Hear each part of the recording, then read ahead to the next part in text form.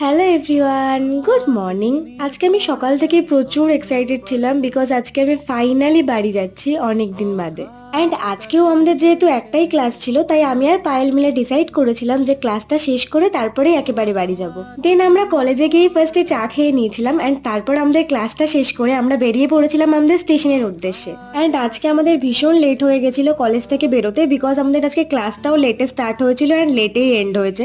তো আমরা এইভাবেই তাড়াহুড়ো করে স্টেশনে পৌঁছালাম অ্যান্ড আজকের ওয়েদারটাও খুব বাজে ছিল বিকজ একবার বৃষ্টি হচ্ছে তো একবার রোদ উঠছে। তারপর আমরা কোনো রকম ভাবে ট্রেনে উঠে সিটও পেয়ে গেছিলাম বিকজ আজকে ট্রেনটা প্রচুরই ফাঁকা ছিল।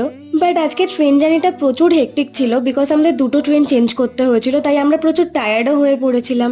এই করতে করতে পায়েলের স্টেশন এসে যাওয়ায় পায়েলকে টাটা দিয়ে আমিও চলে এলাম বাড়ি অ্যান্ড বাড়ি এসে মা আমাকে চা বানিয়ে দিয়েছিল অ্যান্ড আজকে আমি আমার ফেভারিট হোয়াইট সস পাস্তাটা বানিয়েছিলাম for dinner. So that is it for today. Thanks for watching guys, বাকি কথা পরে।